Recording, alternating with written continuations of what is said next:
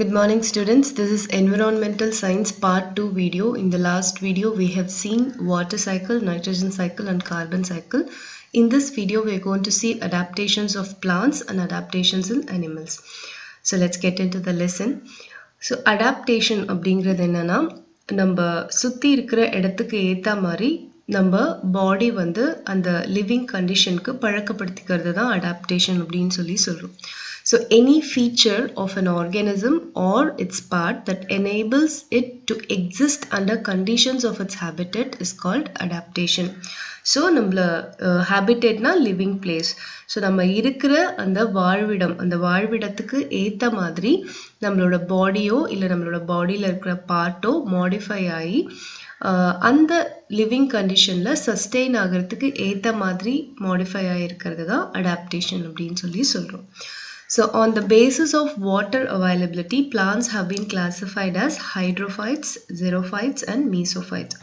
So water availability பொறுத்து plants வந்து three types classify பண்றாங்க: hydrophytes, xerophytes and mesophytes. So first hydrophytes na என்னன்னு பார்க்கலாம். Hydra na water நம்ம எல்லாருக்குமே தெரியும். So hydrophytes na plants growing in or near water are called hydrophytes. So water குள்ளேயும் water பக்கத்துலயும் வளர plants வந்து hydrophytes அப்படின்னு சொல்றோம். ஹைட்ரோஃபைட்ஸ் வந்து எப்படி இருக்கும்னா ஃப்ரீ ஃப்ளோட்டிங்காக இருக்கலாம், அதாவது தண்ணியில் வந்து தானாகவே மிதக்கிற மாதிரி இருக்கலாம். அப்படி இல்லைன்னா சப்மர்ஜ்டு பிளான்ஸாக இருக்கலாம். சப்மர்ஜ்டு பிளான்ஸ்னால் தண்ணிக்குள்ளே நீர் மூழ்கி இருக்கிறது, தண்ணிக்குள்ளே மூழ்கி வளரக்கூடிய பிளான்ஸாக இருக்கலாம். And they live in lakes, ponds, shallow water, marshy lands and marine sea. So இந்த பகுதிகள் எல்லாமே வந்து வளரக்கூடிய பிளான்ஸ் ஹைட்ரோஃபைட்ஸ்னு சொல்றோம். So hydrophytes வந்து certain challenges வந்து face பண்ணும் in their habitatனா அது living place. So hydrophytes இருக்கக்கூடிய அந்த வாழ்விடத்துல hydrophytes face பண்ணக்கூடிய challenges என்னன்னு பார்த்தீங்கன்னா availability of more water than needed. So தேவைக்கு அதிகமான water இருக்கிறது. Second வந்து water current may damage the plant body. So water currents வந்து அந்த பிளான்ட்டோட பாடியை வந்து டேமேஜ் பண்ணும். Water levels may change regularly. So water levels வந்து ரெகுலரா சேஞ்ச் ஆகிட்டே இருக்கும். ஸோ அதுக்கு ஏற்ற மாதிரி இந்த பிளான்ட்டும் வந்து தன்னோட அந்த ஃப்ளோட்டிங் டெண்டன்சியை மெயின்டைன் பண்ணிகிட்டே இருக்கணும். And then maintain buoyancy in water. So எப்போதுமே மிதந்துட்டே இருக்கணும். பயான்சினா ஃப்ளோட்டிங். ஸோ எப்போதுமே மிதந்துட்டே இருக்கிற அந்த தன்மையை வந்து மெயின்டைன் பண்ணணும். ஸோ இதெல்லாம் தான் ஹைட்ரோஃபைட்ஸ் ஃபேஸ் பண்ணக்கூடிய சேலஞ்சஸ். நெக்ஸ்ட் வந்து அடாப்டேஷன்ஸ் ஆஃப் ஹைட்ரோஃபைட்ஸ். ஸோ இந்த பிளான்ஸ் எல்லாமே வாட்டருக்கு பக்கத்துலேயும் வளர்றதுனால இந்த பிளான்ஸ்லாம் என்னென்ன அடாப்டேஷன்ஸ் இருக்குது, என்னென்ன மாடிஃபிகேஷன்ஸ் இருக்குது அப்படின்றது தான் adaptations of hydrophytes. Roots are poorly developed as in hydrilla are absent as in Wolffia.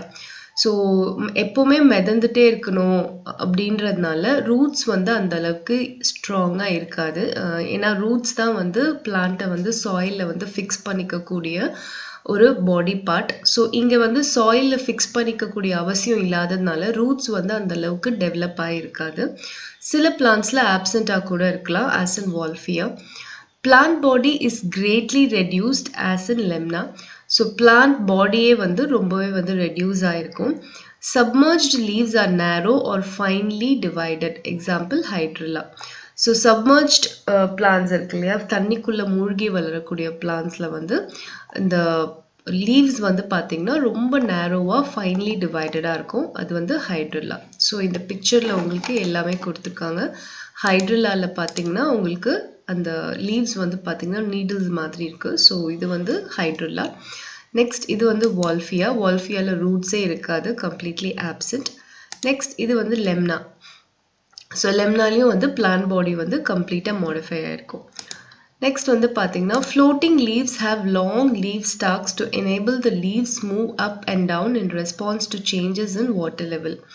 So floating plants வந்து பார்த்தீங்கன்னா அதோட லீஃப் ஸ்டாக் வந்து பார்த்தீங்கன்னா ரொம்ப லாங்காக இருக்கும்.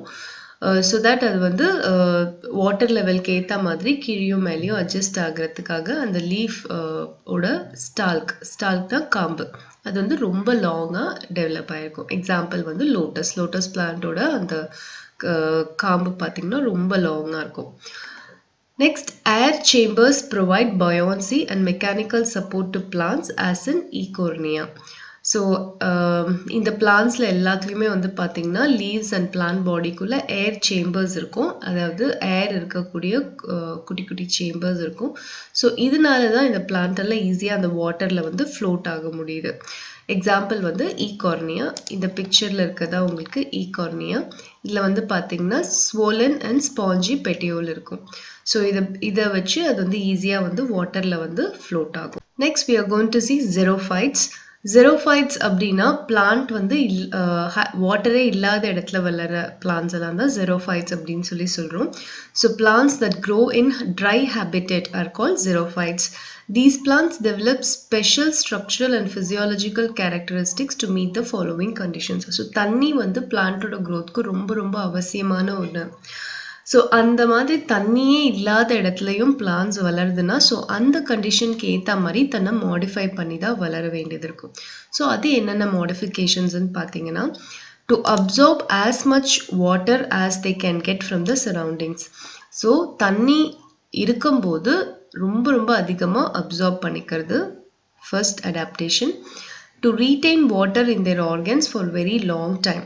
ஸோ தன்னோட பாடி பார்ட்ஸில் வந்து அந்த அப்சார்ப் பண்ணப்பட்ட அந்த வாட்டரை ரொம்ப லாங் டைமுக்கு ரீடெயின் பண்ணிக்கிறது, சேமித்து வச்சுக்கிறது. To reduce the transpiration rate. நார்மலாக வந்து லீவ்ஸில் வந்து டிரான்ஸ்பிரேஷன் நடக்கும், அதாவது பிளான்ட்டில் இருக்கிற வாட்டர் வந்து எவாப்ரேட் ஆகிறது தான் டிரான்ஸ்பிரேஷன். ஸோ அந்த டிரான்ஸ்பிரேஷன் ரேட்டை வந்து ரெடியூஸ் பண்ணியிருக்கோம் இந்த xerophytes. To reduce consumption of water. பொதுவாகவே வாட்டர் கன்சம்ஷனே வந்து இந்த பிளான்ட்ஸ்லாம் ரொம்ப கம்மியாக தான் தேவைப்படும். ஸோ இதான் வந்து xerophyteஸோட நீட், அதாவது கேரக்டரிஸ்டிக்ஸ். இந்த வாட்டர் கம்மியாக இருக்கிற இடத்துலையும் வளரக்கூடிய கேரக்டரிஸ்டிக்ஸ் வந்து இந்த xerophytesக்கு இருக்கும். ஸோ இந்த பிக்சரில் இருக்கிறது எல்லாமே உங்களுக்கு xerophytes பிளான்ஸ் தான், ஒப்பன்ஷியா, கேலோட்ராபஸ்.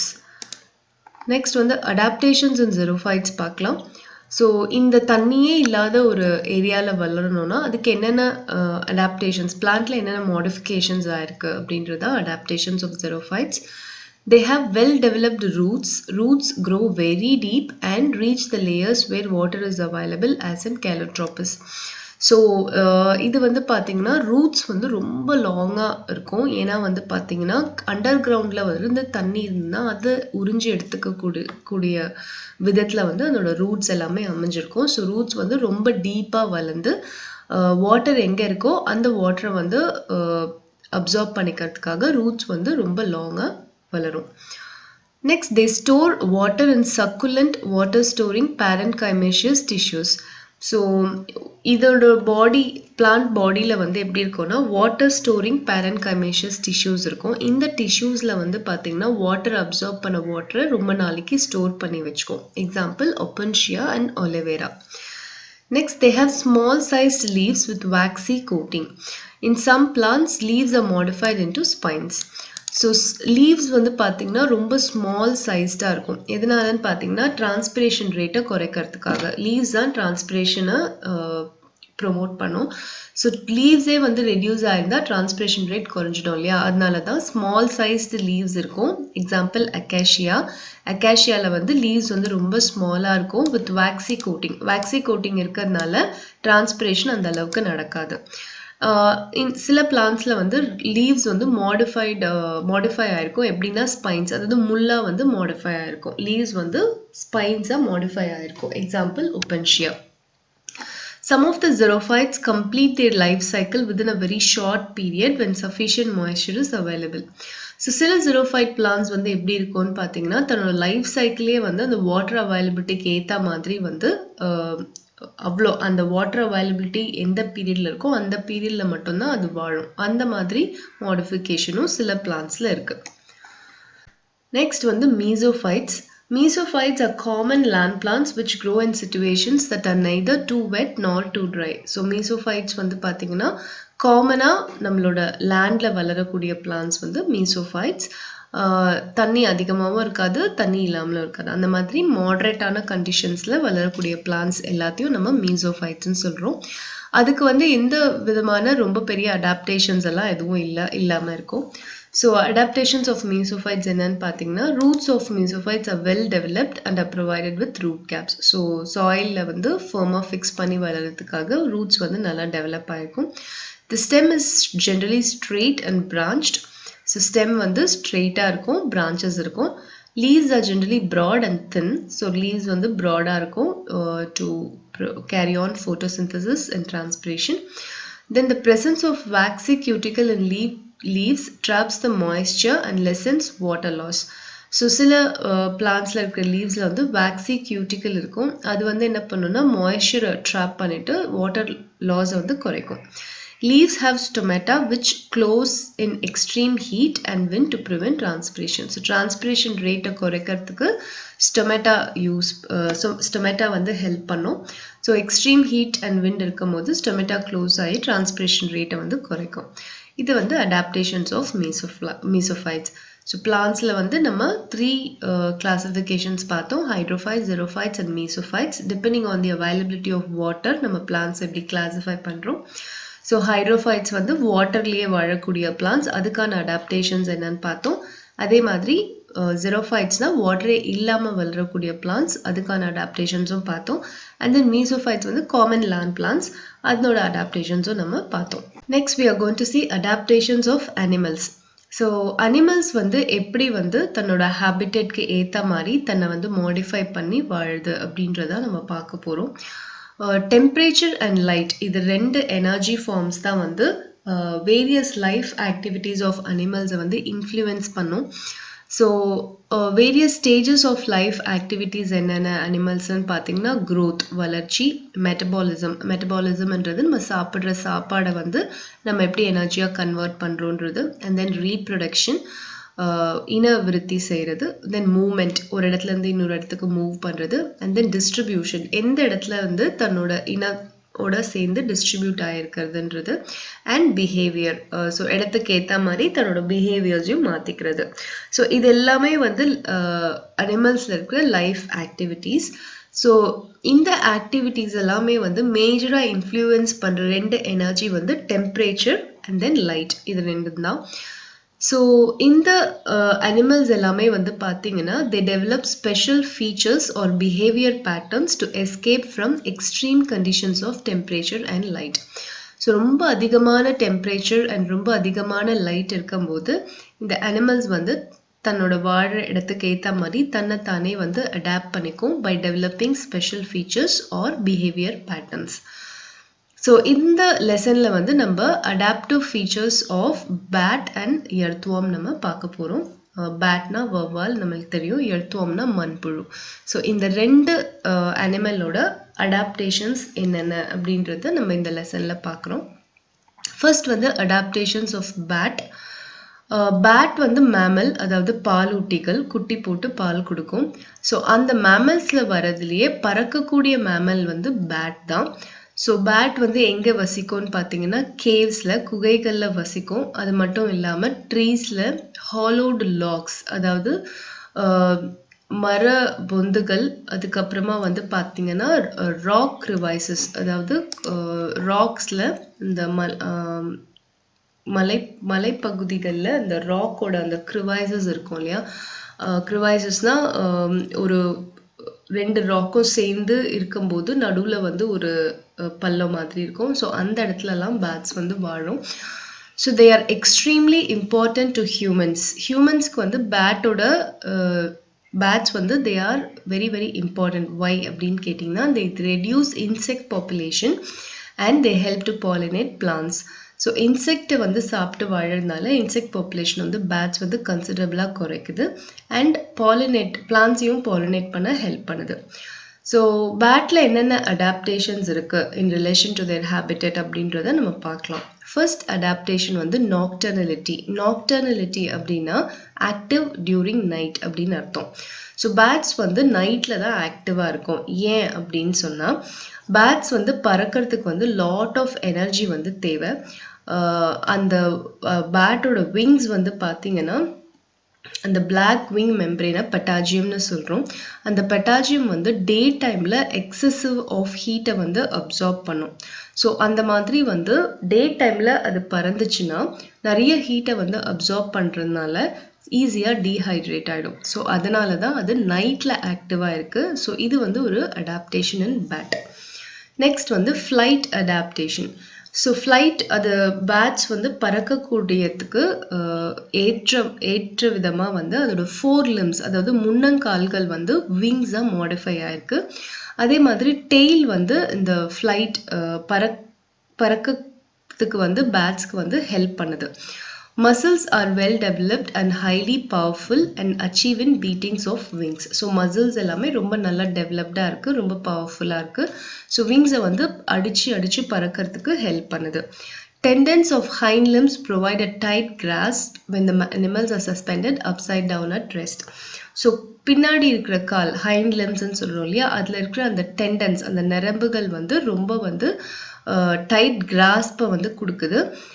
அப்போ தான் வந்து அது தலைகீழாக தொங்கும் போது அதுக்கு வந்து நல்லா அந்த எந்த இடத்துல அது பிடிச்சிட்டு தொங்குதோ அந்த இடத்துக்கு வந்து நல்லா கிராஸ்பாக டைட்டாக பிடிச்சிட்டு தொங்குற அளவுக்கு அது மாடிஃபை ஆயிருக்கு.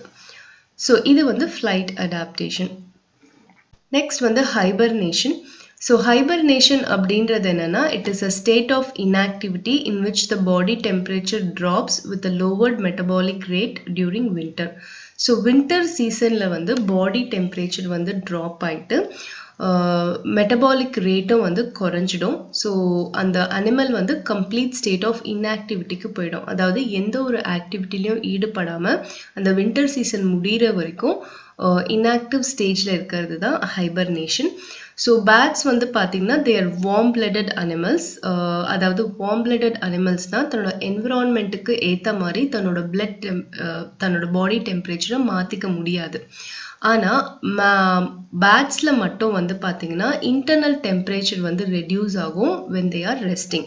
So they go to a state of decreased activity to conserve energy. So winter seasonல வந்து பேட்ஸ் வந்து பார்த்தீங்கன்னா எனர்ஜியை கன்சர்வ் பண்ணுறதுக்காக ஒரு டிக்ரீஸ்ட் ஆக்டிவிட்டி ஸ்டேஜ்க்கு வந்து போயிடும், ரெஸ்ட் பண்ணிகிட்டே இருக்கும். ஸோ இது வந்து ஹைபர்னேஷன்.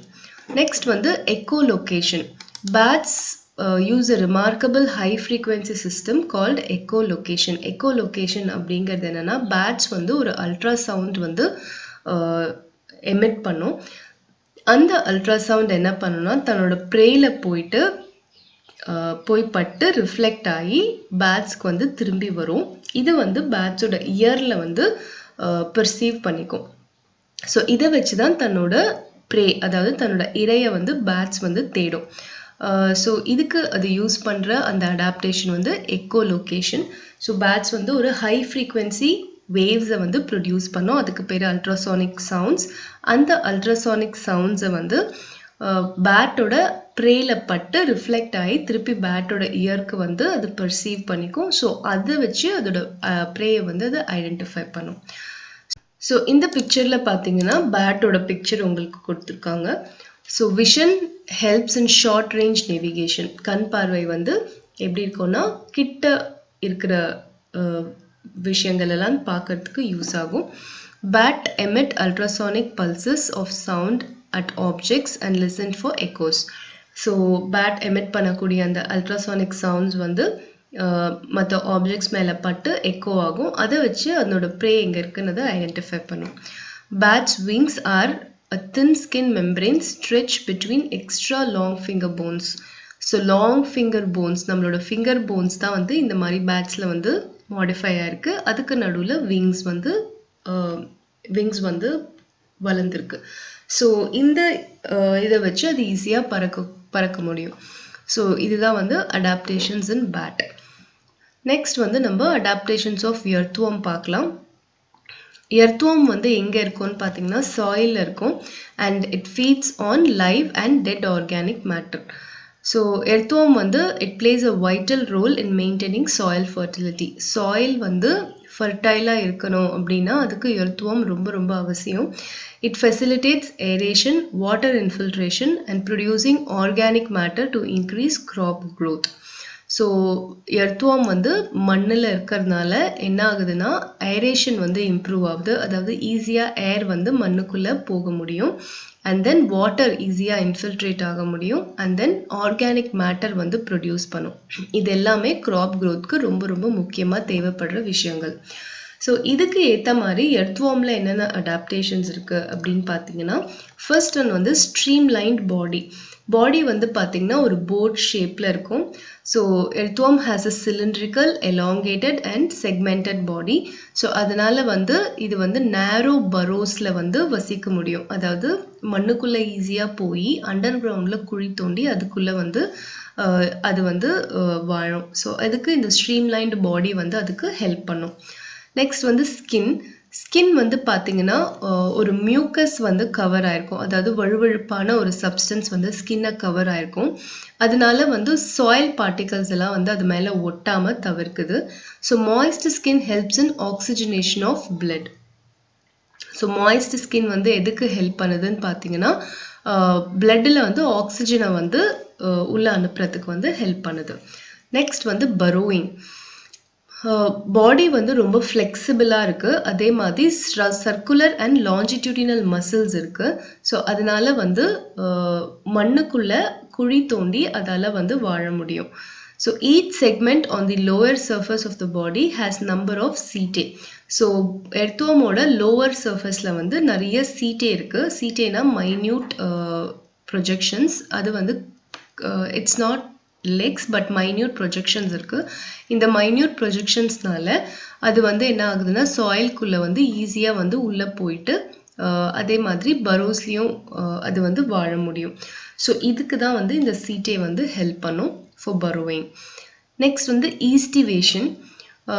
Estivation அப்படின்றது என்னன்னா, when the soil becomes too hot or dry, earthworms become inactive and undergo a process called estivation. So எப்படி நம்ம bat வந்து hibernate பண்ணுதோ அதே மாதிரி earthworms வந்து estivate பண்ணும். ஸோ சாயில் வந்து ரொம்ப ஹாட்டாக ட்ரையாக இருக்கும்போது earthworms வந்து inactive ஆகிட்டு இந்த ஈஸ்டிவேஷன் அப்படிங்கிற ப்ராசஸ்க்கு போயிடும். ஸோ அது என்ன பண்ணுன்னா சாயில்குள்ளே டீப்பாக உள்ளே போயிட்டு ஒரு மியூக்கஸ் செக்ரேட் பண்ணிவிட்டு அதனோட மெட்டபாலிக் ரேட்டை கம்ப்ளீட்டாக ரெடியூஸ் பண்ணிவிட்டு அது வந்து ஒரு ஸ்டேட் ஆஃப் இன்ஆக்டிவிட்டிக்கு போயிடும். ஸோ இது வந்து வாட்டர் லாஸை வந்து ரெடியூஸ் பண்ணும். ஸோ இந்த ட்ரையான இந்த ஹாட் சீசன் முடிகிற வரைக்கும் அது இன்ஆக்டிவாக இருக்கும். டார்மெண்ட்னா இன்ஆக்டிவ், ஸோ இன்ஆக்டிவாக இருக்கும். அதுக்கப்புறமா மழைக்காலம் வர வரைக்கும் அது வந்து வெயிட் பண்ணிவிட்டு மழைக்காலம் வந்ததுக்கப்புறம், மழைக்காலம் தான் ஃபேவரபிள் சீசன், ஸோ அது வந்ததுக்கப்புறமா அது வந்து வெளியே வரும். நெக்ஸ்ட் வந்து நாக்டர்னலிட்டி. நாக்டர்னலிட்டினா எர்த்வார்ம்ஸ் வந்து they are sensitive to light. எர்த்வார்ம்ஸ்க்கு ஐஸ் கிடையாது, ஆனால் வந்து they can sense light using light sensitive cells called photo receptors. So அது அந்த ஃபோட்டோ ரெசெப்டார்ஸ் வந்து எர்த்வார்மோட ஸ்கின்ல வந்து ப்ரெசென்ட் ஆயிருக்கும்.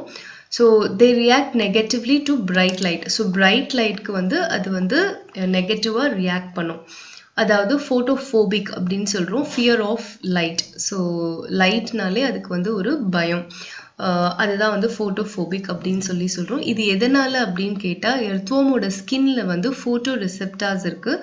So light receptors they are sensitive to light. So லைட்னாலே அது மறைஞ்சிக்கும், உள்ளே போயிட்டு மறைஞ்சிக்கிற மாதிரியான ஒரு தன்மை இருக்குது. ஸோ இதனால வந்து இது என்ன பண்ணுன்னா எர்த்துக்குள்ளே போயிட்டு அந்த சன்லைட்டை அவாய்ட் பண்ணுறதுக்காக எர்த்துக்குள்ளே போயிட்டு பரோவில் வந்து அது வந்து வாழும். ஸோ இதுதான் வந்து எர்த்வார்மோட அடாப்டேஷன்ஸ். இதில் வந்து பார்த்திங்கன்னா earthworms are referred as farmers friend. So earthworm வந்து விவசாயிகளின் நண்பன் அப்படின்னு அழைக்கப்படுறான். எதனால் அப்படின்னு கேட்டிங்கன்னா, ஆஃப்டர் டைஜஸ்டிங் ஆர்கானிக் மேட்டர், மண்ணுக்குள்ளே இருக்கிற அந்த ஆர்கானிக் மேட்டர் எல்லாம் சாப்பிட்டு டைஜஸ்ட் பண்ணிட்டு எர்த்வார்ம் வந்து ஒரு எக்ஸ்க்ரீட்டா வந்து ப்ரொடியூஸ் பண்ணும். அந்த எக்ஸ்க்ரீட்டா வந்து it is nutrient rich waste product, அதுக்கு பேர் காஸ்டிங்னு சொல்கிறோம். அதை வந்து வெர்மி கம்போஸ்டாக பிளான்ட் எல்லாம் வளர்கிறதுக்கு யூஸ் பண்ணுறோம். ரொம்ப ரொம்ப ஃபர்டைல் மென்யூர் அது. ஸோ அதை வந்து பிளான்ட்ஸ்க்கு உரமாக வந்து நம்ம யூஸ் பண்ணுறோம். அதனால தான் எர்த்வார்ம்ஸ் ஃபார்மர்ஸ் ஃப்ரெண்ட் அப்படின்னு சொல்லி சொல்கிறோம்.